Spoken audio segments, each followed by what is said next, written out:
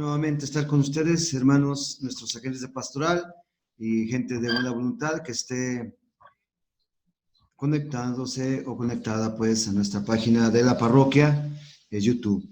Muchas gracias y pues ahora continuamos con la quinta sesión más bien de nuestro proyecto. Allí en la página, bueno, van a ir apareciendo las imágenes hacia el encuentro de Jesucristo Redentor bajo la mirada amorosa de Santa María de Guadalupe.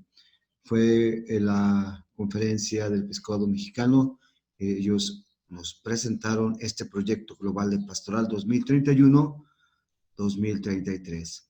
Bien, entonces hacemos esta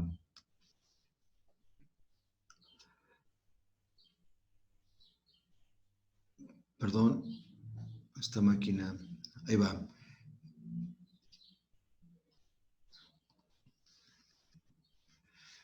En la sesión anterior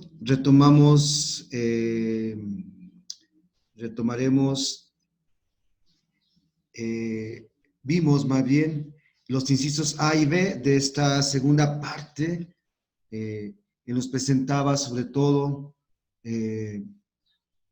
como tienen ahí en su imagen, los incisos A y B, donde se nos presenta la necesidad de conversión pastoral a la luz de la redención de Cristo, teniendo este hecho como el eje de la transformación de nuestra realidad y que abarca toda la creación. Además, revisamos el método ver, juzgar y actuar como instrumento útil para hacernos vivir más intensamente nuestra vocación y la misión de la Iglesia. Entonces, es lo que vimos la vez pasada. Ahora, ¿qué es lo que vamos a ver? ¿Cuál es el objetivo de esta tarde? Pues antes de iniciar esta tarde, ¿cuál es el objetivo? Pues vamos a iniciar con nuestra oración en el nombre del Padre, del Hijo y del Espíritu Santo. Amén. Invocamos a nuestra Madre. Alégrate María, llena eres de gracia, el Señor está contigo. Bendita eres entre todas las mujeres y bendito es el fruto de tu vientre, Jesús. Santa María, Madre de Dios y Madre nuestra, ruega por nosotros pecadores, ahora y en la hora de nuestra muerte. Amén. Pues iniciamos entonces. ¿Cuál es el objetivo del día de hoy? Es terminar esta segunda parte de nuestro proyecto. Es la segunda parte llamada Interpretamos y juzgamos desde el acontecimiento de la redención de Jesucristo, Señor Jesucristo, y desde el acontecimiento guadalupano. Vimos el inciso A, 2000 años de la redención, y el inciso B, misterio de la redención. Vamos a ver ahora los incisos C, D y E de este proyecto global pastoral, que nos presenta cómo se ha vivido y cómo debe vivirse la redención al interior de la Iglesia, así como la experiencia de fe del pueblo mexicano y la consolidación e integración de la patria, la luz de la cercanía y de la maternidad de Santa María de Guadalupe. ¿Cuál es el reto que les quiero presentar hoy para esta tarde? Sería pensar en dos hechos negativos que hoy limitan la tarea misionera de la Iglesia. Dos hechos negativos que limitan la tarea misionera de la Iglesia. Y el reto es buscar alguna cita bíblica de esos dos hechos negativos, buscar una cita bíblica que ilumine esos dos hechos para confrontar la realidad y así determinar la actitud que debemos tomar ante esta situación para cambiarla. Bueno, entonces ahí les irá apareciendo la imagen para tenerla presente. Bien, continuamos con la revisión de la segunda parte, inciso C, D y E. ¿Cuál es esta segunda parte? Está tomado de los números 87 al 134. Entonces, interpretamos y juzgamos desde el acontecimiento de la redención de nuestro Señor Jesucristo y desde el acontecimiento guadalupano. Inciso C. La Iglesia, testigo de la redención. La Iglesia no vive para sí, sino para acoger y testimoniar la obra redentora de Jesucristo. Como instrumento frágil de del Redentor, como instrumento frágil del Redentor, se hace presente allí, donde no hay luz para conducir a la luz, donde hay luz para celebrarla y cantar con ella. Por eso hemos de destacar, más bien debemos descartar, debemos quitar, dicen nuestros obispos, todo triunfalismo, arrogancia de quien se cree saber todas las cosas, situándose por encima de las demás y marcando el ritmo del camino. La iglesia es pueblo de Dios, es una comunidad de discípulos justificados por el Redentor y luchando para vivir como redimidos. Entonces, ahí está la iglesia, no vive para sí. La iglesia en México tiene la misión de presentar a Jesús como Redentor y la credibilidad de la redención. Entonces, eso es lo que estamos viendo ahora, ¿no? Entonces, la iglesia en México tiene la misión de presentar a Jesús como Redentor y la credibilidad de la redención, que es lo que estamos viendo al estilo de nuestras, sobre todo, ir viendo esta situación. Iglesia, pueblo de Dios. ¿Qué es lo que nos pide la iglesia, pueblo de Dios? Nuestros obispos nos presentan esta imagen. Nos dicen nuestros obispos, caminar en la historia como pueblo de Dios nos exige salir, superar inmovilismos, buscar actitudes nuevas, actitudes abiertas y capaces de promover el evangelio a todos para construir el reino de los cielos. Entonces, dicen nuestros obispos, esta iglesia está llamada a ser familia, una familia donde todos aprendamos a ser hermanos, pastores, obispos, presbíteros, diáconos. Y estos pastores, obispos, presbíteros, diáconos, aprendamos a ser padres. Entonces, es lo que nos presenta esta iglesia, pueblo de Dios. Otra imagen que nos presenta, y la siguiente imagen, es la iglesia misionera. ¿Qué nos dice la iglesia misionera? Bueno, la iglesia misionera nos dice, no podemos quedarnos tranquilos en una espera pasiva en nuestros templos. Ya lo decía Aparecida y nos dicen nuestros obispos, es necesario pasar de una pastoral de mera conservación a una pastoral decididamente misionera. No quiero una iglesia preocupada, nos dice el Papa en Evangelium Gaudium, no quiero una iglesia preocupada por ser el centro y que termine clausurada. Mientras fuera hay una multitud hambrienta y Jesús nos repite sin cansarse, denles ustedes de comer. Se trata pues de poder hacer una opción misionera capaz de transformarlo todo, las costumbres, los estilos, los horarios, el lenguaje y toda la estructura eclesial, de manera que todo esté al servicio de la misión. Y creo que aquí viene un paréntesis que es personal, y es la pandemia de esta COVID-19 nos ha traído un reto mucho mayor para ser una iglesia misionera. ¿Por qué? Porque nos ha desinstalado. Por lo menos a mí, en lo personal, creo que se requiere hoy más que nunca de usar todo lo que precisamente dice costumbres, estilos, horarios. ¿Qué estamos haciendo nosotros en la Iglesia Católica? Nuestros artistas católicos por lo menos están haciendo algo también. Nuestros laicos están impresionantemente activos en las redes sociales. Nosotros, la Iglesia Católica, los obispos, ¿qué estamos haciendo? ¿Qué estamos motivando? Ese TikTok es impresionante. Puedes ver ahí miles de vistas y nosotros aquí en nuestras charlitas, ¿cuántas visitas tenemos? Nosotros no hemos podido llegar a 1000 en nuestra página de YouTube. ¿Por qué? Necesitamos pelearnos el vicario y yo para que tengamos las 1000 visitas.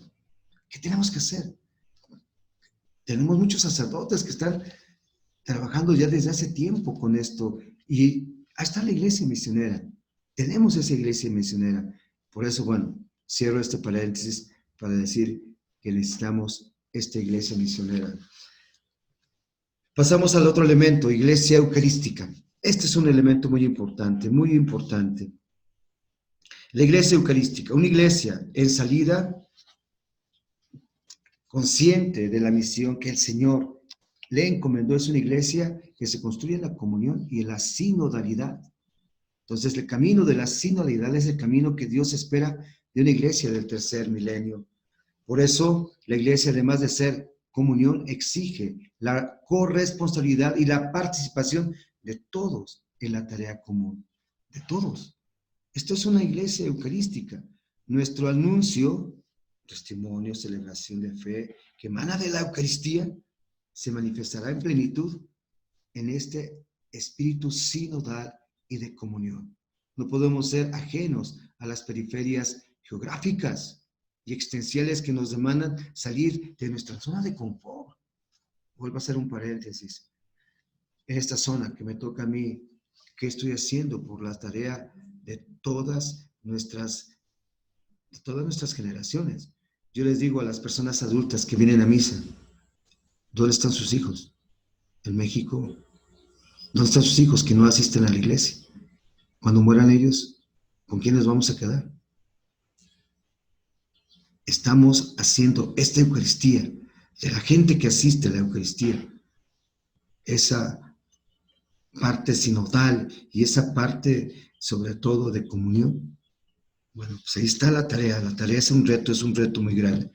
Siguiente elemento, la iglesia, bueno, la conversión pastoral que nos piden los obispos. Y los obispos son los primeros que dicen lo siguiente: creemos que la conversión pastoral en nuestra iglesia, que debe fundamentarse en una sólida espiritualidad, que dice cristológica, eclesial y guadalupana, pasa primero por los obispos. Fíjense lo que dicen nuestros obispos. Pasa primero por los obispos y después por el presbiterio.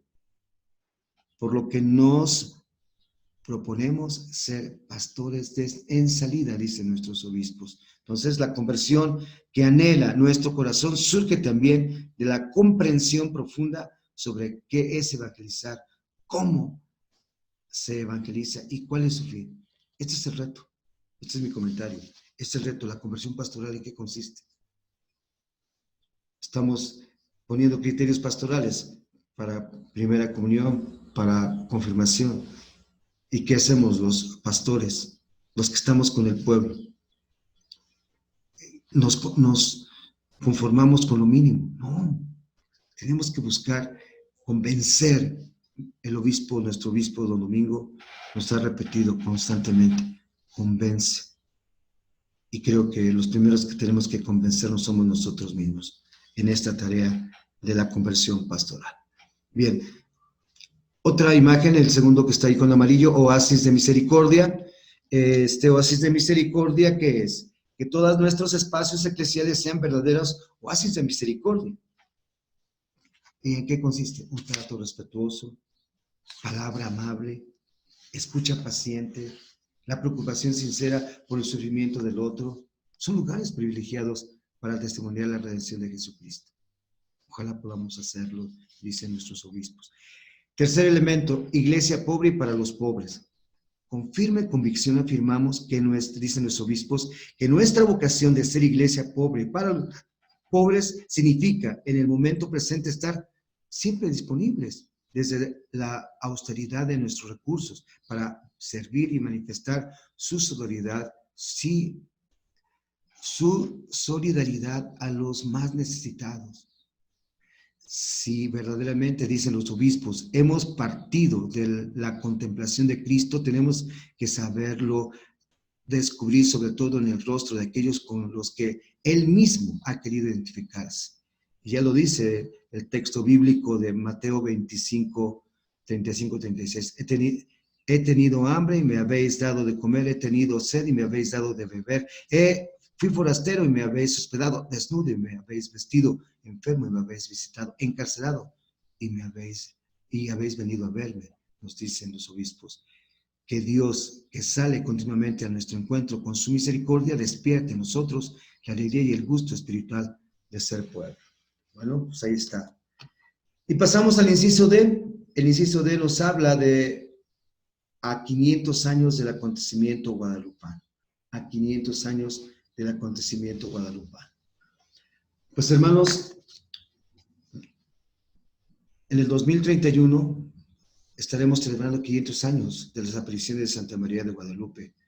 Nos dicen los obispos, la experiencia de fe del pueblo mexicano y la consolidación e integración de la patria son realidades difíciles de comprender si no se leen a la luz de la cercanía y de la maternidad de Santa María de Guadalupe. Santa María de Guadalupe ofrece a la fe y a la patria nacientes una imagen, lenguaje común que acercaba a las partes en conflicto, una verdad que vino a llenar el vacío en el desamparo de nuestros indígenas y una petición que poco a poco fue logrando que todos se involucraran en una tarea común, construir la casita de todos. Hermanos, dice la historia por ahí, lo escuché de un historiador que conoce muy bien la historia de Santa María de Guadalupe, que en ese momento hubo una carta del obispo Zumárraga, decía esa carta que si no se hacía algo especial o si no había un milagro, México, esta tierra naciente, estos macehuales de nuestra tierra, acabaría. ¿Y qué creen? Surgió Santa María de Guadalupe.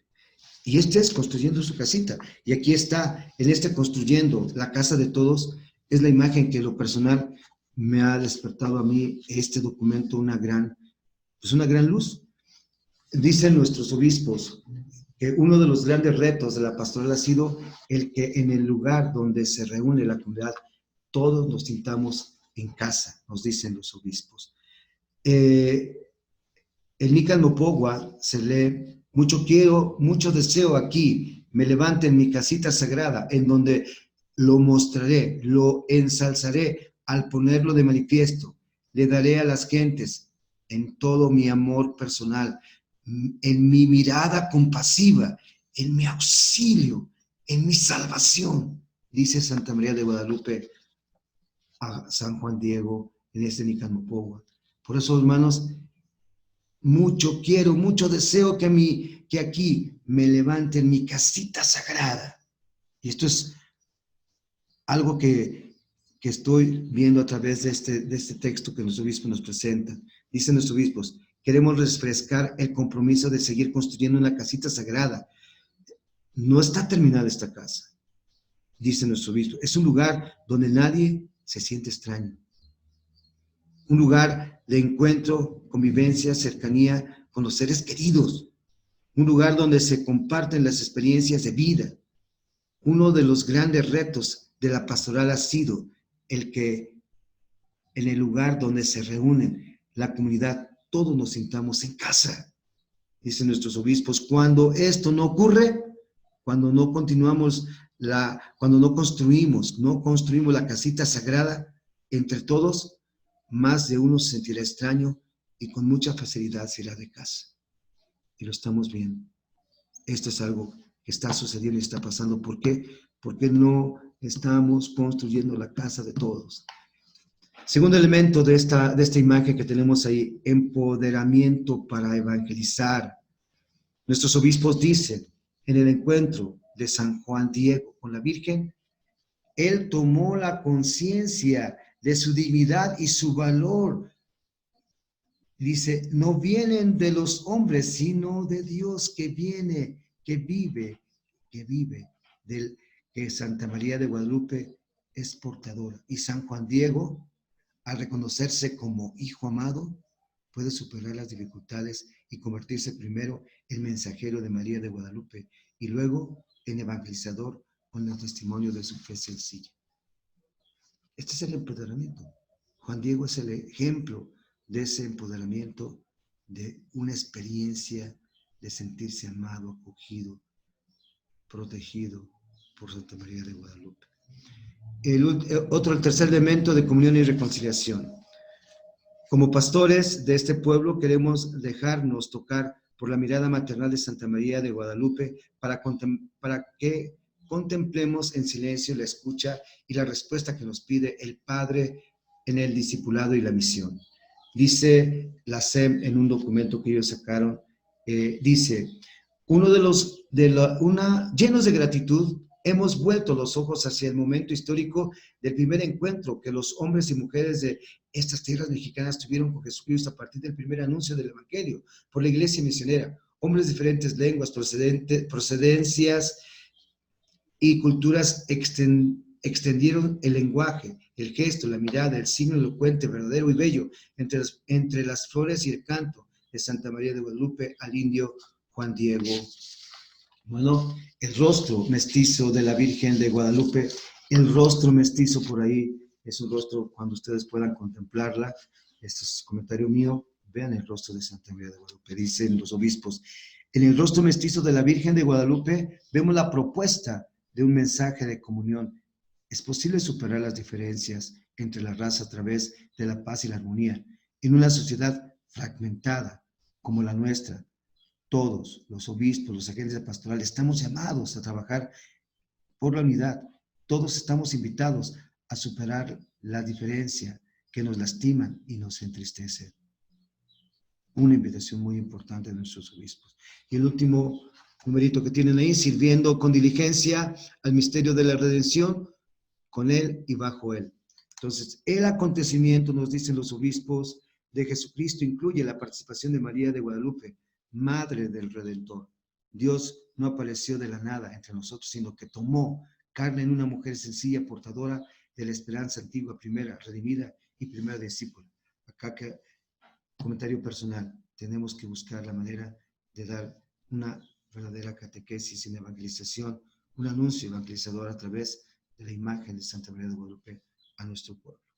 Bien, inciso C, seguimos con el último inciso de esta parte.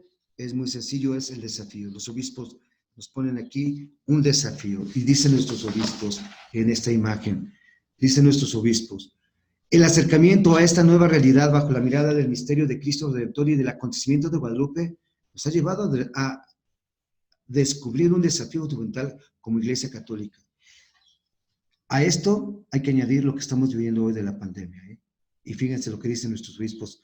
Parece que son obispos y son profetas de nuestro hoy. Y dicen, Dios nos está llamando a generar esperanza, a fortalecer y a construir una mirada humana más plena para todos sus hijos, especialmente los descartados por estos nuevos fenómenos. Ya decían por estos nuevos fenómenos, y no estaba la pandemia. Dicen los obispos, una vida que refleje en cada persona a Cristo, hombre perfecto, y se manifieste en condiciones dignas para cada uno. Dicen los obispos, una tarea que exige un profundo proceso de conversión.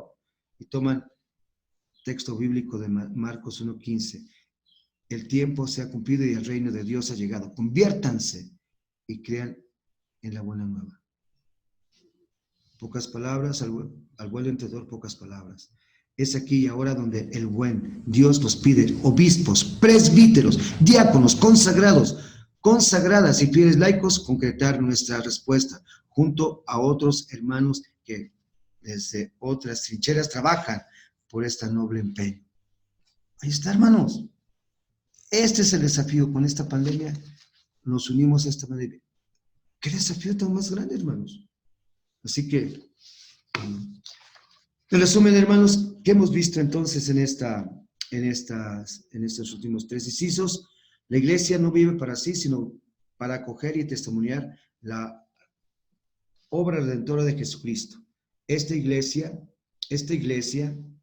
que por el bautismo y la confirmación es pueblo de Dios, está llamada a ser familia, una familia donde todos aprendamos a ser hermanos y pastores, obispos, presbíteros, diáconos, aprendamos a ser padres. Como pastores de este pueblo, queremos dejarnos tocar por la mirada maternal de Santa María de Guadalupe. Eso es el resumen que yo hago de estos 3 desafíos. Y bueno, entonces vemos en esquemita, ahí en nuestro... no puse ahí una imagen, pero bueno, los 3 incisos es, en resúmenes, Iglesia Testigo de la Redención, Iglesia Pueblo de Dios, Iglesia Eucarística, Conversión Pastoral, Oasis de Misericordia, Iglesia Pobre con los pobres. Inciso D, a 500 años de acontecimientos de Guadalupano, construyendo la casa de todos, empoderamiento para evangelizar, comunión y reconciliación, sirviendo con diligencia al misterio de relación con Él y bajo Él. Y el desafío, generar esperanza, fortalecer y reconstruir una vida humana más plena para todos sus hijos y en un proceso de conversión profundo. Bueno, esto es lo que dice el documento. Pero ahora, en nuestro plan diocesano pastoral, es muy importante tener ahora una visión de nuestro plan diocesano pastoral. Ahí tienen en la imagen esta idea. Se juzga a la luz de la palabra de Dios y del magisterio de la Iglesia en el capítulo 6 de nuestro plan pastoral diocesano, ¿no? Caminamos juntos escuchando la voz del Señor. Aquí tenemos plan pastoral diocesano, que es PDP, plan pastoral diocesano, plan diocesano pastoral, del número 232 a 344, se elaboró el marco doctrinal. Para iluminar esta realidad se tomó el trípode que recorrió el Concilio Vaticano: Iglesia, Reino y Mundo, que forman una unidad, pero que debe separarse para distinguir cada ámbito. Y ahí en nuestros números vamos a tener lo que dice el siguiente: para cada aspecto se hizo un credo y se dieron aplicaciones pastorales. En el número 269, 303 y 343, con lo cual se determinó que debemos conjuntar esfuerzos porque nuestros hermanos lo necesitan para impulsar la fe.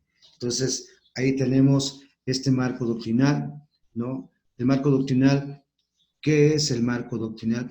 Se elaboró pues ese marco doctrinal para determinar las actitudes a la luz de la voluntad de Dios que ayuden a transformar la vida de la Iglesia, y tomamos las citas de la Sagrada Escritura para determinar la actitud y los documentos de Evangelium Gaudium, Aparecida y el Sínodo Diocesano del Sínodo Diocesano, como eje para determinar los criterios de acción para nuestra renovación de las estructuras pastorales. Y para esta tarea utilizamos una ficha para que los agentes la llenaran y se fueron depurando hasta elegir las que iluminaron los criterios y estrategias que guiaran nuestro trabajo pastoral en un periodo de 10 años, que ya vamos avanzando. Para el llenado de estas fichas tomamos los siguientes datos de las fichas de análisis de la realidad: hechos positivos, hechos negativos, desafíos que estos nos presentaron. Para iluminar esta realidad se tomó, vuelvo a repetir lo que ya leí, el trípode que recorrió el Concilio Vaticano II, Iglesia, Reino y Mundo, que formaron una unidad, pero que debe separarse para distinguir cada ámbito, aunque debe mencionarse que es imposible dividir los tres términos de manera radical. Para cada aspecto se hizo un credo y se dieron aplicaciones pastorales en estos números que ahí están apuntados: 269, 303 y 343, con lo cual se determinó que debemos conjuntar esfuerzos porque nuestros hermanos nos necesitan para impulsar la fe y la vida de nuestras comunidades. En cuanto a nuestra parroquia, en nuestra parroquia de San Antonio de Padua participamos enviando nuestras fichas para que se unieran a todas las parroquias de la arquidiócesis y se pudiera reflejar las necesidades de nuestra parroquia. Y ya en la elaboración de nuestro plan pastoral elegimos los criterios y estrategias que el plan diocesano pastoral nos presentó para determinar las acciones que iluminarían nuestras acciones pastorales. En la página 75-76 de nuestro plan pastoral parroquial, el propio que tenemos, están las citas bíblicas que aportamos para iluminar este proceso de pastoral. Y para terminar, retomaré el método de ver, juzgar y actuar para hacer un cuadro que espero nos ayude a entender mejor este proceso de transformación de la realidad, poniendo la voluntad de Dios como guía de nuestras acciones. Ahí tenemos entonces en esas tres líneas, horizontal está el plan PGP, que es Plan Global de Pasto Proyecto de Global Pastoral; PDP, Plan Diocesano Pastoral; PPP, Plan Pastoral Parroquial. Y en las horizontales, ver, juzgar y actuar. ¿Qué tenemos ahí? Entonces, en la primera parte, dice, ahí está la ficha, el resumen de la PGP. En la primera parte nos presenta la realidad global que afecta a nuestra realidad mexicana y reta la realidad de la iglesia. En la segunda parte, que es juzgar, nos da luz desde la redención de Jesucristo, viendo la necesidad de renovar nuestras estructuras, redescubriendo la misión de la iglesia, saliendo al encuentro de todos para anunciar con nuevos métodos la salvación de Cristo. Y el actuar, que nos presenta el proyecto global pastoral. La tercera parte es, se presentan acciones que se pueden adecuar a las realidades de cada entorno pastoral de nuestras parroquias, foranías y diócesis. En la segunda línea horizontal, que es el PDP, Plan Diocesano de Pastoral, encontramos la primera parte del ver. Vemos nuestra realidad a la luz del encuentro de los discípulos de Maús con Cristo, revisando el antes, durante y después del encuentro. En el juzgar, segunda parte del PDP, Plan Diocesano Pastoral, nos dejamos iluminar desde la palabra de Dios y el magisterio de la iglesia, siguiendo el tríope, iglesia, reino y mundo, dándonos el marco doctrinal. Y la tercera parte, que es, actuamos desde un diagnóstico pastoral para determinar un marco organizacional y un marco operacional que guíe nuestras acciones en 10 años, que es lo que nos pidió nuestro obispo. Y nosotros en la parroquia tenemos esta primera parte del ver. Revisar y retomar toda la información previa, reconocer el entorno y la realidad que nos presenta la comunidad. Segundo, el juzgar. Segunda etapa, reconociendo lo que se tiene y lo que falta. Vemos las necesidades de reencontrarnos. Por ahí está un doble R, que está mal. Reencontrarnos con Cristo e iniciamos la formación y capacitación de agentes con un retiro querigmático y concientización del servicio fraterno, que estamos en esa del juzgar. Y la tercera etapa, pues ahí tenemos, vinculamos y reestructuramos las actividades pastorales para distribuir equitativamente las acciones fundamentales y prioritarias. Bueno, los sigo invitando a todos, los sigo invitando a continuar esta tarea de ser conscientes de los retos que nos presenta la evangelización en este cambio de época, sobre todo ahora después de la pandemia, teniendo un plan pastoral que vayamos nosotros evaluando y adecuando a los desafíos que se nos presentan en la realidad que vivimos en nuestras parroquias, nuestras foranías y nuestra diócesis. Bien, entonces la siguiente semana iniciaremos ya la revisión de la tercera parte que nos presenta este proyecto global de pastoral de nuestros obispos. Iremos revisando y encontrando las acciones concretas para ser la iglesia que necesitamos ser en este tiempo. Entonces no se les olvide, ahí está ya apareciendo en su imagen el reto. Entonces no se les olvide, pensar 2 hechos negativos que hoy limitan la tarea misionera de la iglesia, buscar una cita bíblica que ilumine para confrontar la realidad y determinar la actitud que debemos tomar ante esa situación para poder cambiarla. Ojalá puedan hacerlo. Ahí está el correo de Balvin, _333-33110, @hotmail.com. A más tardar mañana jueves, por favor, para que podamos enviarles este resumencito y lo que ustedes pidan se los enviamos con mucho gusto. Así que les agradezco. Espero no ser tan pesado y hacerlo más ameno para que, y díganme, hagan sus comentarios si no me entienden para que lo haga yo de otra manera, no sé, para que pueda yo explicarme mejor, ¿vale? Les agradezco, les doy la bendición, gracias a todos mis agentes de pastoral y a las personas de buena voluntad y que ojalá sea de bien para todos. El Señor esté con ustedes y con tu espíritu. La bendición de Dios Todopoderoso, Padre, Hijo y Espíritu Santo, los cuide y acompañe siempre. Amén. Bendecida tarde, hermanos.